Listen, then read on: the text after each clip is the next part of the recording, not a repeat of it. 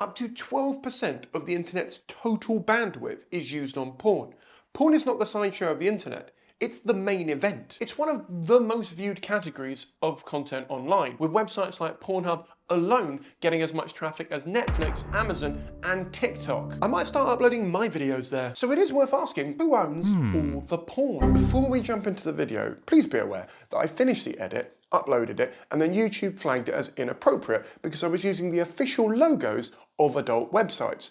And apparently those are X-rated. So I had to go through the video again and re-edit it, removing all the logos so they look like this. So part one, the big four. When you think of the internet's biggest players, your brain probably jumps to Google, Meta, or Apple. But in the shadows of Silicon Valley, there's another big tech, and they're a lot less safe for work, depending on what you do for a job. First up, ILO. Formerly MindGeek, this Canadian giant owns 70% of the market. We're talking Pornhub, Brazzers, YouPorn, and RedTube. Basically the Avengers of adult sites. Except their end game is, you know how most of their films end. Ironically backed by private equity firm Ethical Capital Partners, ILO is the definition of, if you've watched it, we probably hosted it. Pornhub alone pulls in more traffic than Netflix on some days. Their combined videos get more hits than the Jeffrey Dahmer story.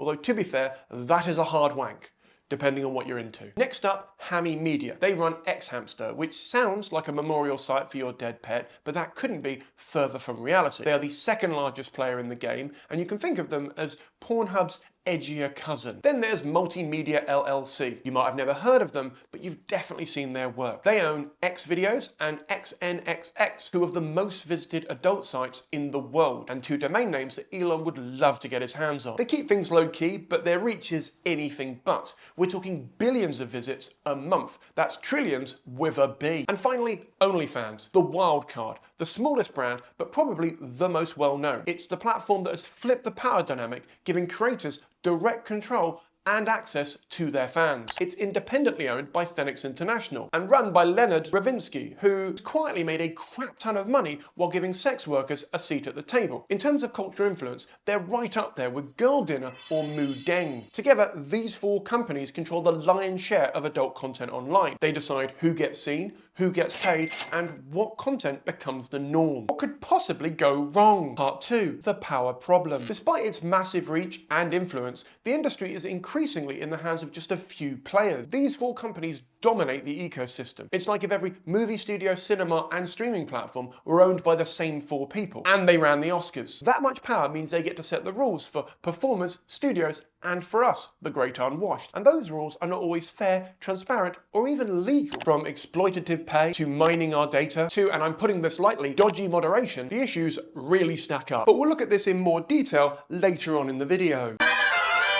Hello, welcome to Later in the Video. Part 3, who gets paid? To its credit, OnlyFans has revolutionized the landscape of adult content by empowering creators to monetize their work directly to, well, their only fans. In 2023, the platform grossed $6.6 billion, with creators receiving approximately 80% of that money. I'll save your calculator, that's about $5.3 billion. That's million with a B. Although OnlyFans creators keep a higher percentage of their sales, the income distribution is as uneven as a Love Island tan in February. The top 1% of creators earn 33% of all the revenue, while the top 10% account for 73%. Why does that sound so familiar? This has led to some creators going to extreme lengths to get any attention or stand out. And I've said this before in other videos, so at the risk of repeating myself, I don't blame them for doing these stunts. I blame the platform that created the environment where your only way of getting attention fast is to do this.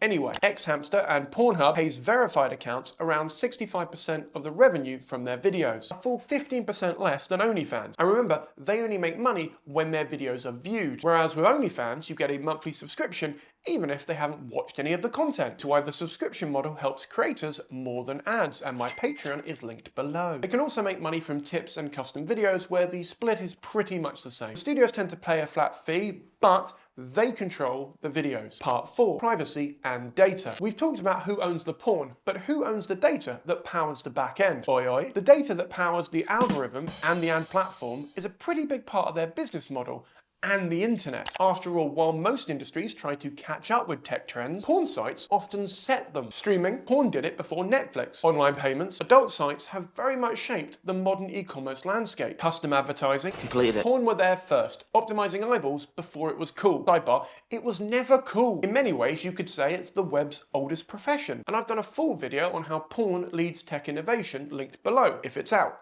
If it's not, subscribe and you'll see it when it is out. So, as I say at every social gathering before I'm asked to leave, let's talk about the data. I'll let myself out. When you land on an adult site, you're often scooping up your IP address, device info, your search terms, and even your location. This data is used every year to create their year in review blogs, kind of like Spotify Wrapped, but with more boobs. I've done a full video breaking down the world's most searched sex terms, linked below. But it's not all fun and games and whips and chains. Many of these sites use browser fingering. But it's not all fun and games and whips and chains. Many of these sites use browser fingerprinting, a creepy trick that builds a digital ID from your device setup, plugins, screen resolution, and more. Lions And tigers? And bears. You can clear your cookies, but they'll still know it's you. Fun, and by fun I mean staggering fact, in 2018, Pornhub streamed 4,403 petabytes of data. That's more bandwidth than the entire internet in 2002. There's also cross-site tracking. Because companies own multiple websites, if you visit more than one, advertisers can get a clearer picture of what your preferences are, especially the weird stuff. We do the weird stuff. Why the hell should I give a shit? Well, me and a hat. Over the years, there have been more leaks than you can find in the pee and poop categories. Remember the Ashley Madison hack? No. 40 million accounts exposed? Marriages wrecked? People blackmailed? I think I was busy that day. Okay, how about in 2016 when Adult Friend Finder was breached and over 400 million accounts were compromised? I think I was out that day. Okay.